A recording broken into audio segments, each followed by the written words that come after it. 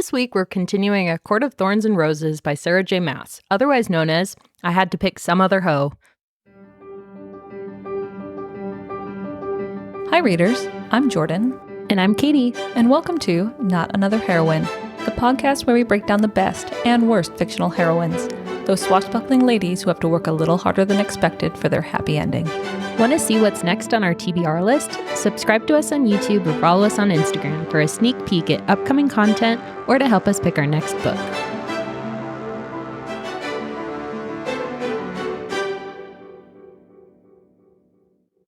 So I think we left off with essentially Feyre being like really kind of unnecessarily upset about being in the Spring Court. She's being a whiny brat, basically. Yeah. Because I wonder if you have this problem, but there are some times when I'm reading a fantasy romance and you always have the heroines like, no, I'm like miserable and I hate you. And I have these somewhat like irrational thoughts that like if I was her, I'd be like, well, this is my life now. We're going to get married. I just think my, timeline of like being kidnapped or upset to like falling in love. Accepting your circumstances would be a lot. Probably like 24 hours. Here. Yeah. Do you ever get embarrassed a little bit? Like you read about something a heroine does and you're like, there is never a fucking chance in 100,000 years that I'd be able to do that. Never. No, humans can't do that shit. Yeah, no. It kind of embarrasses me enough to go to the gym like extra times where I'm like, I have not left this couch in 3 days. Like we should maybe do a little bit of a walk or something. We have pull-up bars and occasionally I'll hop up and like, oh, can I? Nope. Still no. Can't climb the wall. Can't like escape from a window. Can't, outrun a monster. Nope. I can't even lift my own body weight up. Like it's fine. Same. It's just a little bit humbling, but also a little bit like I want to see a real person in a fantasy romance, novel and see how 45 minutes in they're dead. Anyways, Feyre is putting up a little bit more of a fight than we would. And kind of basically this next whole bit is just really Feyre and Lucien becoming friends, but like in a very dangerous, Lucien is trying to get her murdered, which kind of doesn't make sense. Yeah, but in like a friendly, joking way. Yeah, it's the kind of way it would expect an alien to interact with humans. Yeah. Like, I don't understand mortality. I will say that Sarah did a really good job at like, because some of the characters, they like understand humans almost like a little bit too much. And like, it's like you're 500 years old. Like, do you really understand like regular human beings? But she conveys Lucien's like misunderstanding of Feyre really well. Mm-hmm. And I feel like you don't pick it up the first time, but on the second or third times, you're like, oh, he's doing all this fucked up stuff because he really does not understand. I thought that whole alien aspect of the interactions between Fae and humans were done really well in Half a Soul. But like in all of Sarah J. Maas's, like it kind of lacks that alien-ish. It's because they're too hot. That's fair. They're described as too attractive. That's 100% true. Weird. I don't know what to do with that information. I'm sorry. But if something is honestly so alien, you wouldn't be able to find it attractive because it's a fucking alien. Oh, that's the whole like uncanny valley thing or canny valley or whatever. Mm-hmm. We were talking about that at work. If listeners don't know, it's like or readers, excuse me. God, who the fuck am I addressing? It's fair. This is our practice. It's like when something is like trying to be human and it gets it almost right enough that you're like, that's really unsettling because that is not a human. I feel like that's pretty similar to this. But Feyre doesn't have that like natural like aversion to like strangeness. Yeah, which is kind of odd, but she's putting up a fight about going home. Like you should, your priorities out of order. Yeah. But I mean, she gets to paint though. God. Anyway, Feyre and the painting thing. This is, I almost said gag me, but please don't. That's for another type of book. Yeah. Jeez. But they're being friends. Mm-hmm. So they're out on on a ride in the woods, hunt or something. Bonding. Some kind. Yeah, it's like, oh, okay, I'll make friends with my boyfriend's best friend, and it's fine. Like, just hanging around. Yeah. And then they kind of. Do you say Lucien? Is it Lucien or Lucien? I don't know. Lucien. I don't know. I just kind of we'll call him out of my mouth. Lucy. Lucy. So Lucy gets a little afraid. I'm sorry. Proceeding.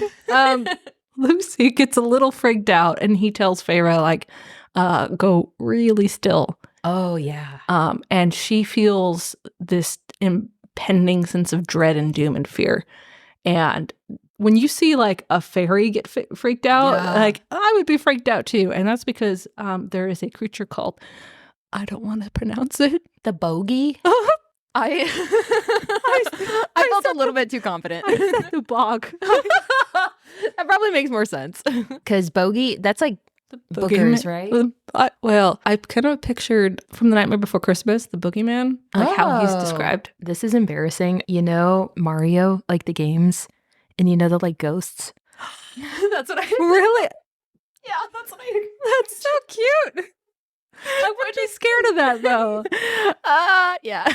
I'm so sorry. That's what I imagined. Okay, so really cool concept here is that the I don't know what we're gonna call it. The thing. The thing. It only becomes real when you acknowledge it. Yeah. That was such a cool premise. Mm-hmm.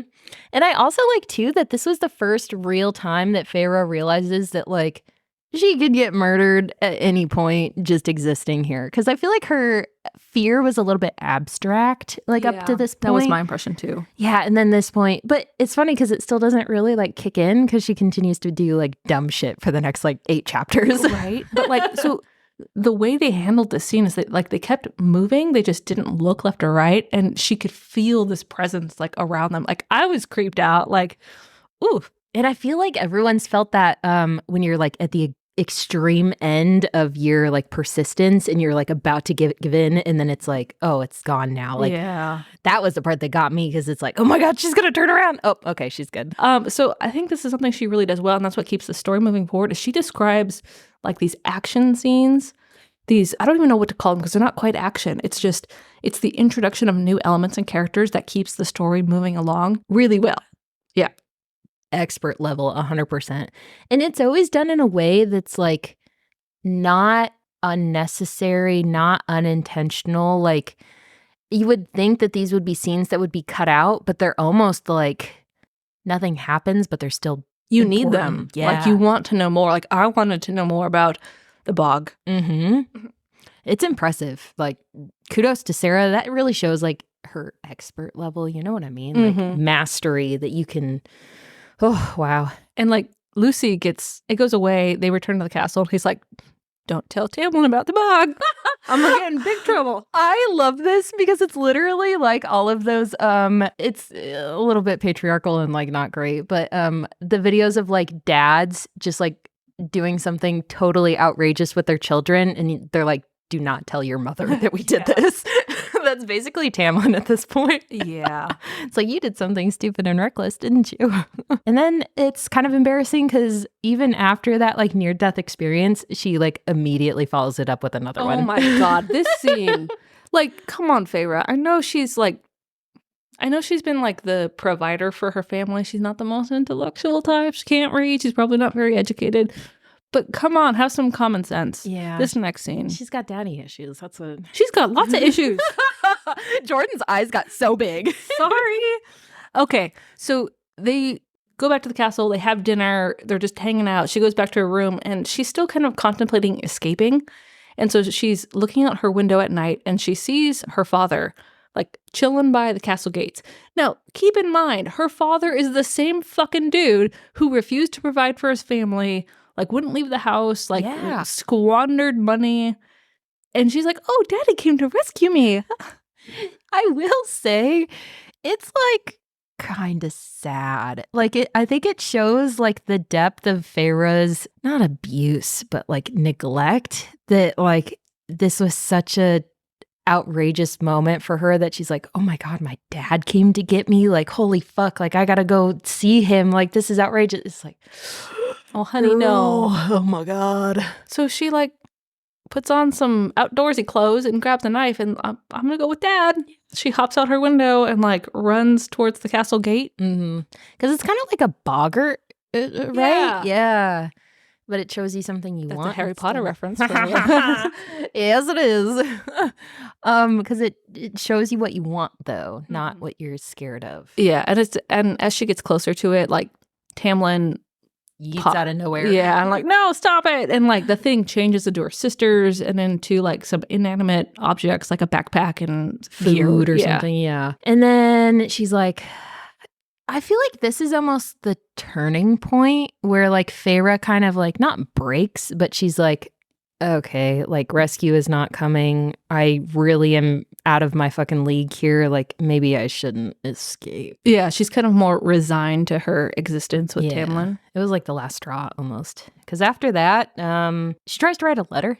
Oh, God. This was embarrassing and sad. And I feel like a lot of people kind of vilify Tamlin during this, but he didn't know that she didn't know how to write. No, and his response later on was, I thought, super cute. I did too. Yeah. So basically she's like, I think he asks if she wants to write a letter to her family, or maybe she requests it. Or he shows her the library or something. Some sort of series of events. And then he kind of like is like, okay, I guess I'll leave you to it. And Feyre's like basically having a nervous breakdown in the library trying to like write things. Yeah. So, and like she goes from a nervous breakdown to like deciding to teach herself how to read. I feel like there's some sort of series of events that happens and the letter kind of gets like forgotten. Yeah. And then Well, she throws it in the garbage. oh yeah, because she's like making a list of words that she's gonna like look up later because she doesn't know how to sound them out, I think, but it's all very like usual words. But then she throws it in the garbage. Yeah. Which is then found by Tamlin. Yeah. And he reads them and she gets really embarrassed. Like, you would be embarrassed too. Yeah. And it's just kind of sad because he like doesn't know that he's like teasing her about something probably super sensitive, but like also how is he supposed to know that? But he makes up for it. So he puts the pieces together somehow and realizes, oh, she's trying to teach herself how to read. And then like they're on like a horseback ride later on in the woods, and he starts reading her some like fucked up poetry. And it's like he did a line incorporating each of the words that she had listed out. I thought that was super cute. It was fucking adorable. Because they're like, body? Is that the right word? Like Bawdy? Oh, yeah. Body? Body. Raunchy synonym there, I think. Yeah, and she gets more and more embarrassed. But I think it's like a cute way to, because she starts laughing. Like break the ice a little bit. Yeah. Yeah. I thought this was cute. And this is where we also learn that Tamlin, like in his great war battles, also learned to play the fiddle or something. Yeah. And like likes music, which it was kind of a fun way for him to have depth in a way that wasn't superficial like Feyre's is. Because I almost like his music shindig thing more than Feyre's like painting thing. Because it feels disingenuous. But like his feels actually real. Like he's like, yep, just going with the buddies.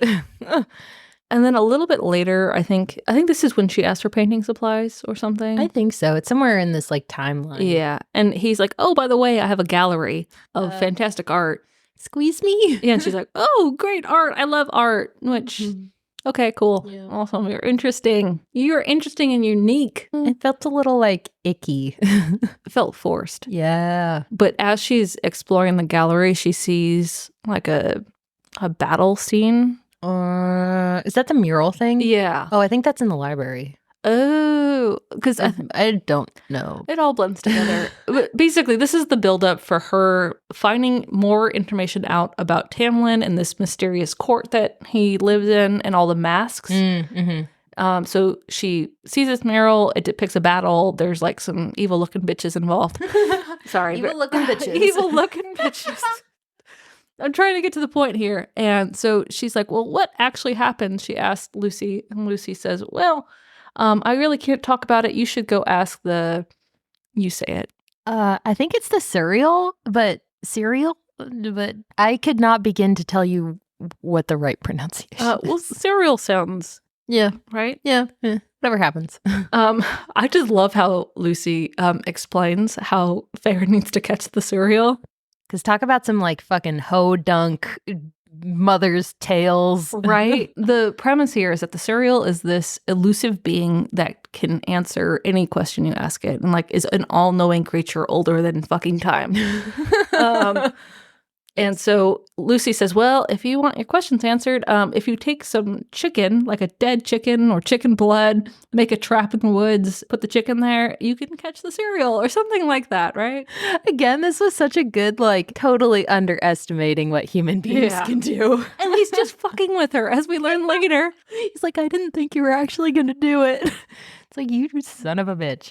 So, like, Feyre literally does this. And she's sitting in a tree, and then somehow the cereal, like, smells the blood, comes out. She asks it a question. I don't even know, because that was kind of the part that was frustrating, is, like, she went to all of these lengths, but she didn't actually ask any, like, really coherent questions. It's because she's not very smart. No. And, like, I get that's kind of maybe part of her, like, characterization, but it kind of irritated me because her questions were stupid. But basically, it amounted to, this is what happened. There's a curse on the lands. Stay with the High Lord. High Lord. Which is, ding, ding, ding, ding, ding, Tamlin's a High Lord of the Spring Court. Like, this was the big reveal. If you didn't know this before this scene. Yeah, bruh. It was just, and her, like, shock and, like, anger about it felt really out of place because, like, girl, this is your own, like, fucking, like, stupidity here. Like, why are you upset? Like, be angry at yourself. Why did you need the cereal for this? Yeah. And, like, why does it really matter if he's, like, a High Lord or just a Fae? Like, they can fuck you up regardless. And then, okay, but I think the best line from the cereal in this moment where he's trapped by her is like, hey, I would have answered your questions if you'd given me a new cloak. Yeah. I mean, I feel the same way. Like, I don't want chicken. I want, like, clothes. Yeah.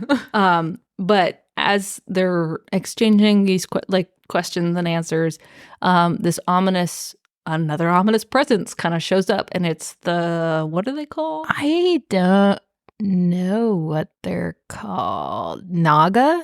Right? Yeah, like snake? I don't know, because I kind of thought they were, like, freaky, like, Slenderman looking beings, like, because I thought they were described as, like, having arms that were too long. So they're bad fairies. Yeah. But there's like 4 of them. Yeah. And they come and the cereal starts freaking out. He's like, oh, they're going to eat me. He's like, fucking release me, human.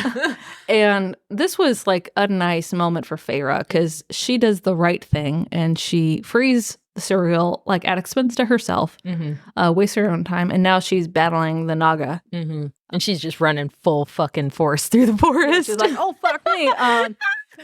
Yeah. But oh, wait, there's Tamlin. Yep. Again, Disney's Beauty and the Beast. Belle's running through the forest, pursued by 4 wolves, and the Beast shows up, kills the wolves, and saves Belle. Yeah. That's literally the fucking Disney movie. I did not even... Even the number is the same? I think so. It's 4 or 5. Yeah. What the fuck? Oh, and the setup is the same, or something like... kind of like how Feyre is lured out of the castle by the boggart thing. Yeah. She's lured out of the castle by Go save her dad. Yeah. Wow. I know. Why did I not? Oh my God. I mean, I'm not going to complain. Obviously, it's a trope that... I mean, yeah, it's good for a reason. Yeah. But I didn't realize that's like straight up smack. Wow.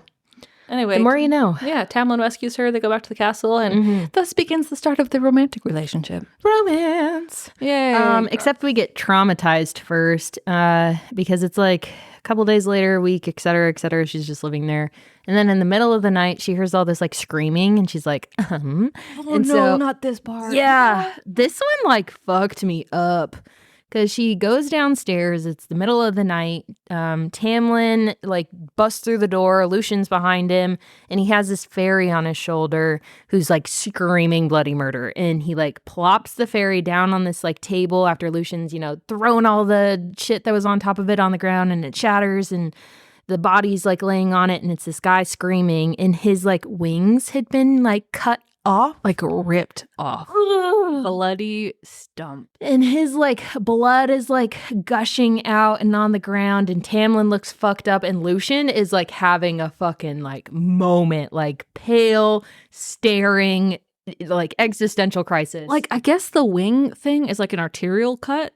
Is that how you call it? Like, like arteries? Yeah. Ooh. Yeah. So like dude is bleeding out. Yeah. And as we learn later, like he had like a fairy who he was in love with, and like they did something similar to her and like murdered him and made him watch. So I can only imagine what's going on in this poor man's mind. And then it's sad because Feyre's like, holy fuck.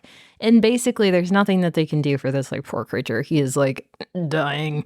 And she holds his hand as he like dies. And she's like, you're going to get your wings back. And he's like, are you sure? And she's like, I promise. And it's like, I did not need to be treated that way. And there's all these references to like who would do something like this. And it's always this nameless her thing. Because we talked about this a little bit. Both me and Jordan are bamboozled, like in awe of Sarah's ability to have these like teeny little details. Like the forward planning strategic mind of this woman is like, it should be studied for science. She knew the story and like start to end when she sat down to write this, I think. I mean, that's what it seems like, or she had a really good editing team. Yeah, I don't know. Because, like, it's foreshadowing, but not. Like, foreshadowing always feels a little bit clunky, a little bit out of place. Like, you kind of normally pick up on it. But hers is just so fluidly, like, connected into the story that you, like, don't realize it until you get to the end. And then you read it again, and you're like, how the fuck did I miss all of this shit? Like, it's all right here. Like, this is why you do a reread. I mean, I know some readers can't reread, and that's fair. You know, every reader is different, but you pick up so much more, especially in a book this size, especially in a book with this amount of detail, and a book that is meant to be written as part of a longer series. Which there are way too many books that are written as like a trilogy that don't need to be a trilogy. This is definitely meant to be an overarching story over the course of several books. But as we mentioned, like off mic before too, is that she does it with this like long view in mind, but you don't feel it. Like the story is still complete. Yeah, it's like a complete story. It's not cut off anywhere. It's not missing anything. It's like a full developed story in and of itself. But there's all these hints that like don't detract from it, but it leaves you like, wow, wait a second. What the fuck was up about that like other thing that they kept mentioning? Like, what? And then you're like, holy shit. Wow. Awe-inspiring. It's, yeah. And even more so, like, yes, here, but also once you get to the end of this fucking book, holy fuck balls, Batman. Yes. Yes. And it's one of those like, what is the word for it when you get the rug ripped out from underneath you? Plot twist? Sure. Yeah. Plot twist at the end. It felt out of left field, but like totally understandable. I don't know what I'm trying to say, but you know what I mean? Yeah, I get the underlying sense of what you're trying to say. There's probably not a lot of coherency going on. Anyways. I have learned to speak Katie over the course of this podcast. That's fair. I just hope our readers have too, or else they're like, I don't have any idea what she's talking about. It's entertaining at the very least. That's fair, I hope. Anyways, Feyre's getting romanced. Yeah, so like they have some romantic picnics. He takes her to a pond, and it's very sweet, and she starts letting her guard down. Jordan just had the most dramatic eye roll. Sorry. I will say I did like the Starlight Pond thing, because I feel like it was kind of the first moment that we get to see Feyre act like a teenager, or like a young woman, you know? Yeah, like a young woman who like less cares, not worried about, you know, finding enough food for the day for herself and her family. And she's just enjoying spending time with a hot dude in a mask. Yeah, it just felt like romantic and girly and like springy and like, ooh, fun, beautiful. But at the same time, like Tamlin is 500,000 years old. She's how old? Yeah, I did see a funny TikTok about this. You've read the Holly Black, the Cruel Prince? No. What? Okay, so what? In my defense, I have read Holly Black. I read like one of her first books when it first came out. So that's my saving grace. Wow. I don't know what to do with that information. I did start The Cruel Prince. Oh, well, okay. So this might not make sense for you, but for the readers, the whole concept of The Cruel Prince is it's like the whole like fae human relationship, but he's 17. So he's acting like a 17-year-old fae and just like the snottiest fucking like attitude. And it's a fun like parallel to this where he's, you know, 500 years old and Feyre's like 19. So it's a fun like, this is what would actually happen. Yeah. That's The Cruel Prince. I have been meaning to like continue reading. I didn't stop reading it because it was bad. I just It happens. Yeah. It's also they're so young. Yeah. It's getting harder and harder to read younger characters for me. I could see that. And that makes me feel really old. No, I get it. Because there are definitely like the cringy, like teen things where you're like, Jesus fucking Christ, have a like coherent conversation. Yeah. But yeah, cute romance between Tamlin and Feyre. And then now we have arrived at the scene that I remembered from, that I mentioned earlier. Oh, the one in our pocket. Okay. Yeah, the one in the pocket. Welcome to Fire Night. Oh, wait, but which scene of this is like... What scene do you think, Katie? I have guesses, but I'm actually not What? sure. Is it the one when we get introduced to Reese? Mm-hmm. That's fair. Because it's like, it's the ass, I think, the ass. yeah, where are we going? not that. So this scene happens across many, many different fantasy romances. Mm-hmm. So I have to pull this back to, I'm sorry, Crown Duel again, because it's a scene where you meet a hero for the first time or a character that is going to be important later, and they do a rescue scene. So the scene in Crown Duel where Mel is captured and is about to be tortured, and Shivraeth shows up and like throws the dagger and like, right? It's that kind of scene, and that's what the Fire Night scene is to me. Is the Shivraeth and Mel moment from there? Here, I will. Yeah. I mean, I don't think I could describe that better because it has this like magical like electricity to it. Yeah, the chemistry is just Yeah, and it's just such a like not a throwaway scene, but it's only like 2 pages, and you feel that like crack in the like universe of like, oh, this is something like, which is saying so much about like the writing, right? Because we've had 100-something pages of Tamlin and Feyre, and you're like, oh, Tamlin's hot, okay, great, and Feyre's just, oh, great. Hello, Reese. Yeah, but it's crazy too because you continue to like Feyre and Tamlin's relationship, but you can sense the connection there. And like, I don't know how you write something like that. I have no idea because it's like one of those moments where like everything goes like a little bit quiet and you're like everything, like the animal sense of like, oh fuck, like something's happening. And how do you convey that with words? I don't know. Okay, so you start describing Fire Night. I'm gonna see if I can find the scene. Oh, okay. Because it's woohoo. Basically, because I mean, most people have read this book at this point, but for those who maybe haven't, or it's been a long time. So there is this whole event that's happening, and basically, Tammin and Lucien have like, did you find it? Basically, they have said you're not allowed to come to this. This is like a Fae only. It's dangerous. You can't come. And Feyre's like, well, that's like stupid. Like I'm kind of upset about this because it looks like it's going to be a lot of fun. And there's this like drum that starts in like the afternoon time, and it's going to happen at like midnight, and et cetera, et cetera. And she can feel it in her bones. And she's like, I need to find out what the fuck is going on. And so she goes out into this like forest where all these bonfires are. And she's kind of like, this is spooky, but I can see all these fairies for the first time. They look like savage almost, like something is happening. And everybody's going to this like opening, and like everybody's waiting for something to happen. And Feyre's like, what the fuck is going on? And so she kind of goes off to the side where she can watch, but she's like not, involved in it.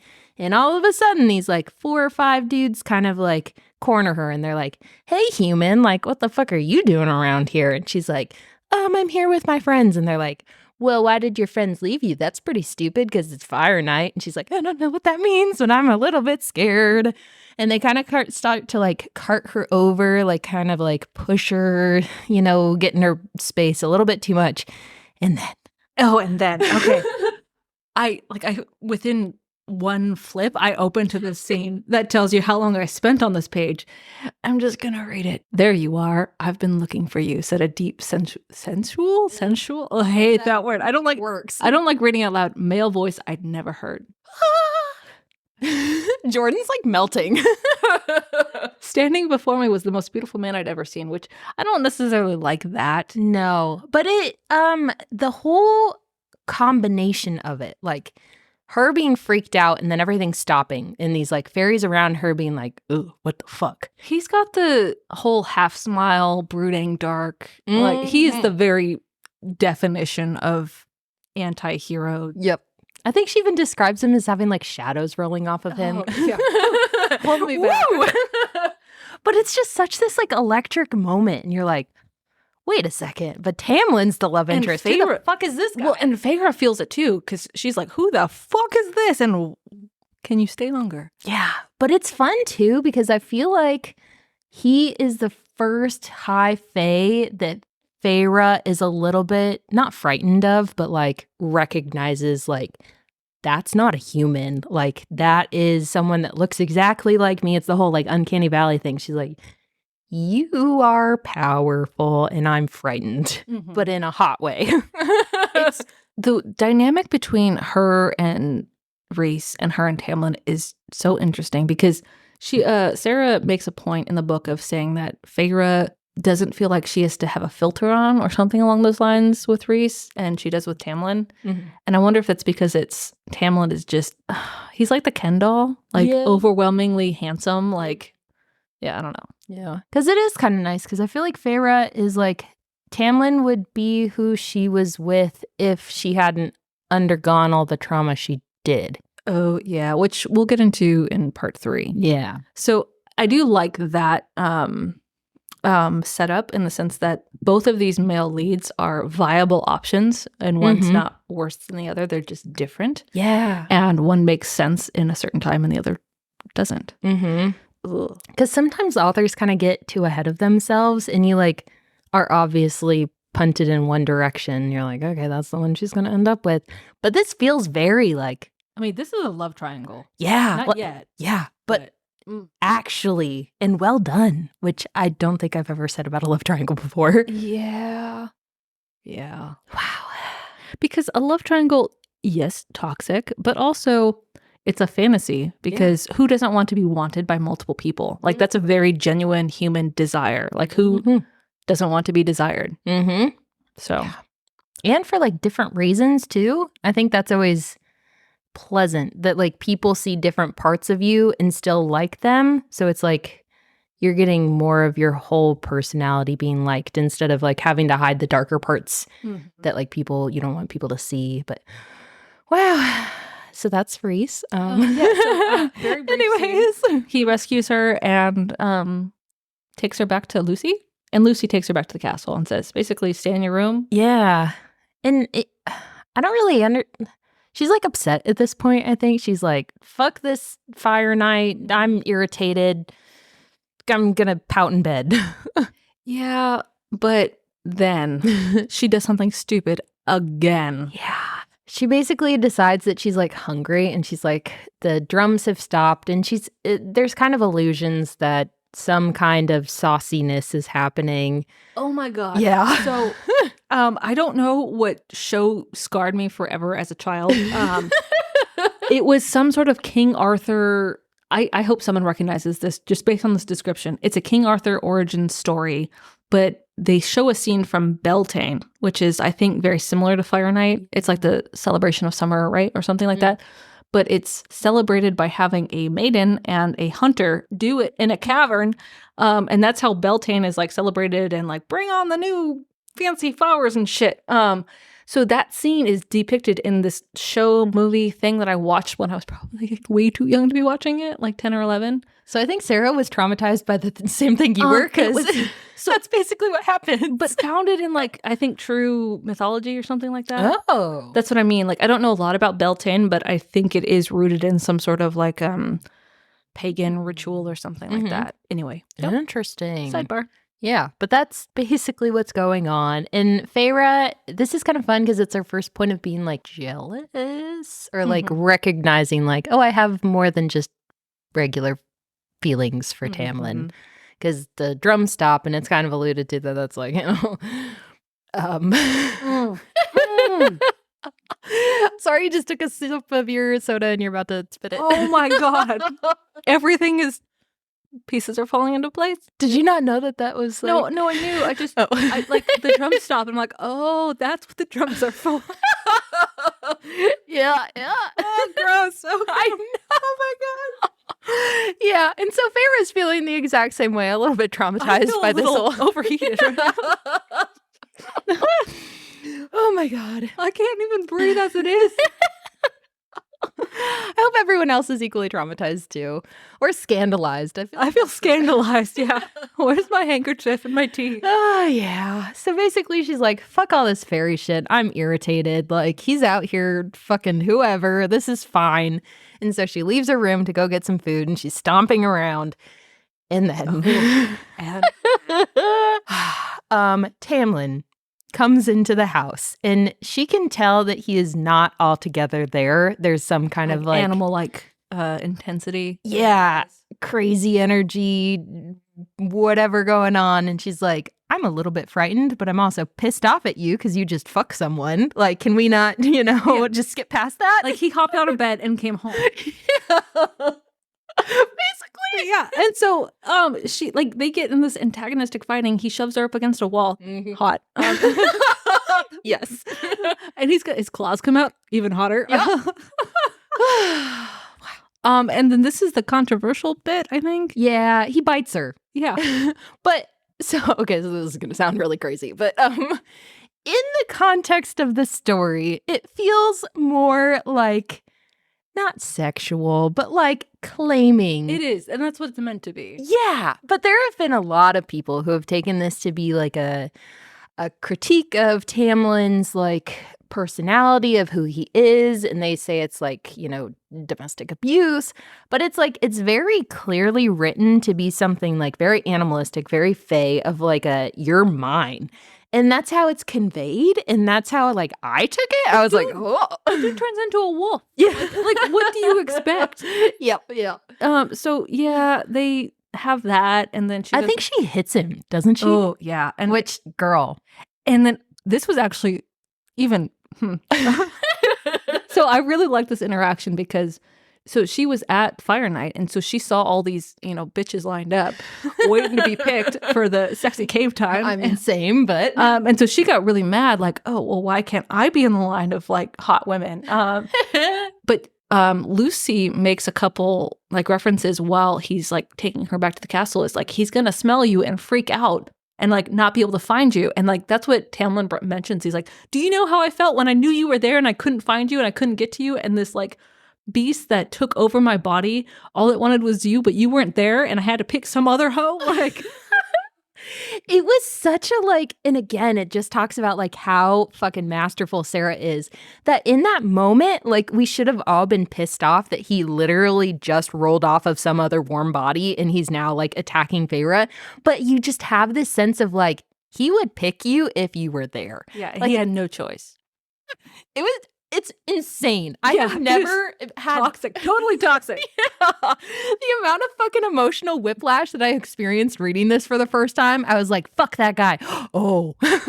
Yeah, if a dude did this in real life, I couldn't help myself, but I really wanted you. Fuck you. Like, no, but in this story, it works. There's something so convincing about him. Yeah. It was such a... like, I feel conflicted even talking about it, but also I remember that scene. Like, yeah. And I think Feyre feels the exact same way. Yeah, she's like, oh, I'm attracted to you, and but I still need to lock my door at night. Yeah, she's like, this is... And then after that, it kind of like tapers off into like... It's romance land. Delicious romance, fancy spring, nothing really happens until we're traumatized. Again. Yeah. Basically, they're just having dinner, and then all of a sudden, Tamlin kind of like gets like, ugh. And Feyre's kind of like pushed against the wall. Lucian's covering her, and they're like, don't fucking say anything. And then Rhys appears. Yeah. So you do have some buildup. I think there's, I don't know how many pages, 50? There's a lot. Yeah. In between like Fire Night, like they establish their relationship, everything's hunky-dory, and then dinner happens like in the midst of like, oh, it seems like things are settling down. Mm-hmm. Yeah. And then hot dude from Fire Night shows up. Yeah. Really kind of the summation of it is like, Tamlin, you're running out of time, which you're like, what the fuck does that mean? And then why don't you just submit? And you're like, what does that mean? And then Rhys realizes that they're hiding Feyre in the room, and he Woo! He is such an asshole in the scene, but like, you love it. Yeah, you're like, wow. Because Lucy is like you said, hiding Feyre with a glamour, like behind a curtain or something. And then you just see in the scene, like Rhys like slowly turns his head and like looks straight at Lucy and then looks at Feyre and like, haha, what do you got hiding over there? And I just love, because I think he's described as like, for a moment, you know, when you're like brain snaps and you're like, yeah, because he's just described as like, you put a glamour on me, I am going to fucking level your house. He's pissed. Because he's like, he thinks he's just having a conversation. For like the first 5-10 minutes, he's like, oh, it's just Tamlin and Lucy. And he's acting kind of like, they call it snobbish. Don't they call him Amarantha's whore to his face there? Like, go crawl back into her bed, you little asshole. But he's like this imposing Dark Lord, like you said, shadow swirling off of him, like just dripping with menace. Yeah, and suave. Yeah. Which, like, what? But yeah, that moment where he realizes, oh, there's someone else in this room and you tried to hide her from me. Yeah. Oh, God. I don't want to know what it says about us, but Drama. Yeah. And then this next scene is kind of like almost traumatizing. So he like rips Lucian out of the way and he's like, you, the human, what is your name? And she panics and she's like, Claire Better or Bedor. Which is a random chick from her village that she saw in passing maybe twice. Yeah. And remember this because this will come back to absolutely fucking haunt you in part 3. You will never forget the name of Claire Bedor. No, just the fact that like we can both names. Yeah. This is like family name too. And really kind of the summation of it is Tamlin freaks the fucks out, like wets himself, and he's like, please don't do anything. Please don't tell her about or about Claire or whatever. And Rhys like has this savage, like absolutely morally gray point where he's like, beg for it. It's like, whoa. Oh, I forgot about this. And Tamlin gets on his knees. Yes. And then he's like, that's not low enough. Oh. Well, and before that too, like he's fucking with Feyre, like because it's in this scene where you learn that Rhys has like mind control influence type stuff, and so he like touches Feyre's face or something and says something along the lines of, "Ooh, what delicious thoughts she's having about you, Tamlin." And I'm like, oh, I felt violated reading that, like, because I like that. I'm not going to quote what he actually says to her, but it is very lewd, like. Ugh. Yeah, and it's crazy too because again, Sarah is such a fucking master that someone can go from this low of like you are an absolutely bad fucking person to then being like what he is. Yeah, we can't even talk. So we haven't reread Akamath yet. Yep.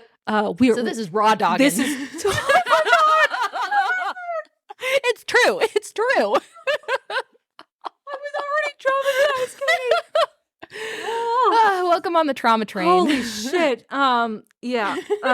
Tamlin's on his knees and then on his face begging Rhys words for mercy. And Rhys is like, I'll think about it. And that's what's kind of terrifying about it. And it kind of explains Tamlin's next decision is like, he is absolutely like, I have fucked up. My enemy has seen the girl that I'm obviously developing feelings for. Like it explains his like mindset when he then tells Feyre like the next day, you are going back home. Never return. And like packs her up a bunch of trunks filled with jewels and dresses and wealth. And like they like dress her like basically a Regency novel, like, and she's like not processing, like, why am I being sent away now of all times? Especially because right before that they have like a very emotional sex scene. Yeah. Well, and then as Tamlin is putting her in a carriage to send her back to her family, he says, I love you. And Feyre just traumatized. Feyre just stays quiet. He's like, oh, that's nice, and leaves. And I really liked that Feyre didn't respond. Yes. Because that tracks with what she did with Isaac. Mm-hmm. Like, she's struggling to articulate feelings for Tamlin, for Isaac, for even her sisters too. So that finally aspect of character that we get, like, oh, that is something unique about this person that is evidence of her history and what she's gone through and she's continuing to go through right now. Yes. Thank God. Yeah.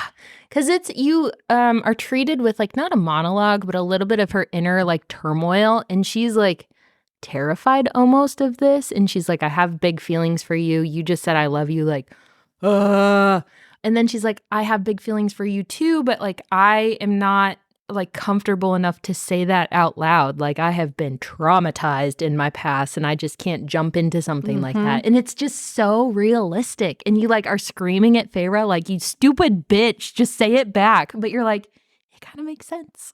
No, I was like, go Feyre. Good job. That was the smart thing. I was saying the stupid bitch, but you know, split camps. Yeah. Yeah. So she's sent home. And did we learn about the full curse and treaty? Oh no, not what. Yeah, I don't think so. Because like Feyre thinks that there's something going wrong and that like people are kind of colluding and hammering in. There's darkness in fairyland, basically. Yeah, and there's like, she calls it like a plague or something, and it's like on its way to the human land. So she's obviously like freaked out. Like she knows something's wrong, but she doesn't quite understand the gravity of it. And Tamlin and Lucy aren't explaining shit. They're just like, nope, go home. It'll be safe. You know, your family will take care of you. Ugh, it's sad.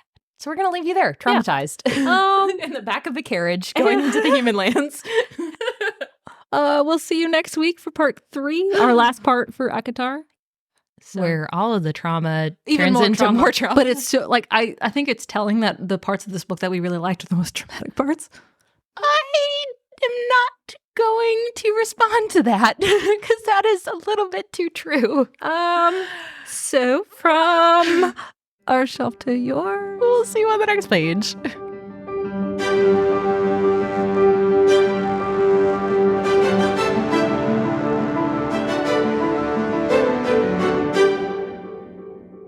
Hi, readers. If you'd like to help us pick our next book, send us a message on Instagram. Or if you'd like to just listen, we post new episodes every Monday and Wednesday on Spotify, Apple, and Amazon. Thanks for listening. Bussin'.